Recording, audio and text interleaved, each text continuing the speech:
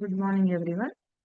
In last session, we started the introduction to the descriptive statistics, and we also discussed the types of data and in how many ways we can represent the data.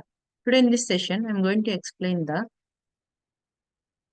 various modes of data, that is the central tendency.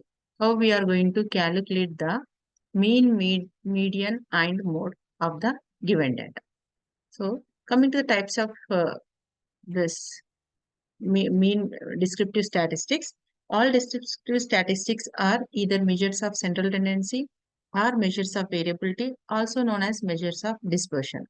Central tendency, whenever any metric of interest of, let us take an example of a share price of a stock or a height of an individual, score of a particular student, is measured, a fairly large number of observations in the sample tend to center around a single value.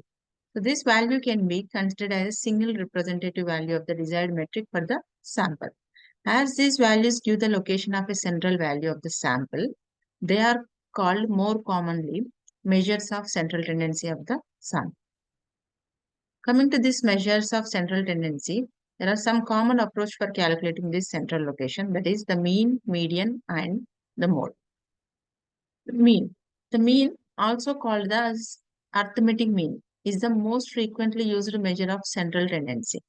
For ungrouped data, the mean is obtained by dividing the sum of all values by the number of values in the dataset. The mean calculated for sample data is denoted by X bar. This is the representation for sample data, and we read it as X bar. And the mean calculated for population data is denoted by mu. This is generally the Greek letter. We call it as mu. The number of samples in a data set is denoted by n for a sample. For a sample of data, we denote it by a small n. And if it is for a whole population, then we are going to represent it by a capital N. A variable is denoted by x, and the sum of all these values of x is denoted by using these notations. We can write the following formulas for the mean. So, mean for population data, mu is equal to sigma x divided by n. Why? Because it is for whole population, we are going to represent it by the capital N. If you want to calculate mean for sample data, it is represented by x bar equal to sigma x denoted by the n. Here we are going to use the small n. Why? Because we want to calculate mean for the sample data. Let us see one example how we are going to calculate the mean. The following are the ages in years of all 8 employees of a small company. These are the ages, and asking the find the mean age of these employees. Let us see the solution for this question. As the given data set includes all 8 employees of the company, so it represents the population. So it represents the population. So here n will be equal to 8. And we have sigma x. We have to do the summation of all the variables, x variables. So that is 53 plus 32, 61, 27, 39, 44, 49 and 57, which is equal to 365.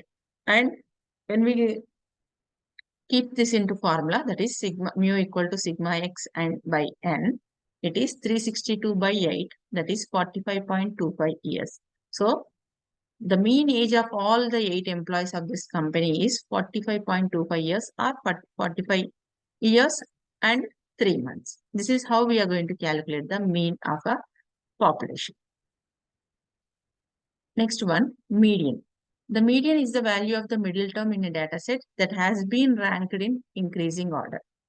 As is obvious from the definition of the median, it divides a ranked dataset into 2 equal parts. So the calculation of the median consists of these 2 steps. First, rank the dataset in increasing order. Then we are going to find the middle term. So the value of this middle term is the median. Note that if the number of observations in a dataset is odd number, then the median is given by the value of the middle term in the ranked data. If you have an odd set, suppose there are 11 terms in a particular data set, then exactly the middle term is the median of that particular data set. If the number of observations is even, then the median is given by the average of the values of the two middle terms. If the data set contains 10 numbers, 10 values, then the fifth one and exactly the two middle ones. So fifth one and sixth one, the average of those two will become the median. Let us see the example of both the things. The following data give the prices in thousands of dollars of 7 houses selected from all houses sold last month in a city. This is the question. And these are the prices. Uh, all houses sold last month in a city. These are the prices: 312, 257, 421, 289, and so on, so on. So asking to find the median.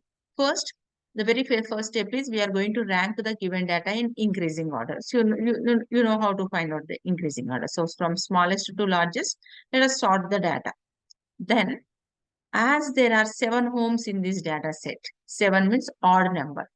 Okay, as per earlier discussion, if it is odd, then the middle term is the fourth term in this seventh one, 7 houses. So the median is given by the value of the fourth term in the ranked data. As it is odd data, so we can easily select the middle data, that is the fourth one, and that is going to be the median price. So thus, the median price of a house is 374 or 3,74,000 dollars. And let us see the one more example. This is the some 2008 profits rounded to billions of dollars of 12 companies selected from all over the world. And this is the company and this is the profit. Asking to find the median for this data. First, we rank the given profits is in an increasing order starting from 7 to 45. And when you count these values in a data set, we have 12 values. And this is an even number. So the median is given by the average of the two middle values. So when you see this 12 values, so 6th and 7th is the two middle values, and these are 12 and 13. So that it is given by the average of these two values, that is median equal to 12 plus 13 divided by 2, which is 12.5. That is 12.5 billion. So thus the median profit of these 12 companies is $12.5 billion. Then coming to difference between mean and median. Sometimes there is a need to understand and interpret what a given set of data collected speaks about. In all cases, we may not be able to use the mean or median to find a central measure of, or a value that typically represents a data set. Outliers are the values in a data set that lie completely out of the range of most of the values. It is very important to check whether there are outliers in the data set. So for example, what is this outlier? If this is the set of data you have from 2, 486, some 490, 496, 90.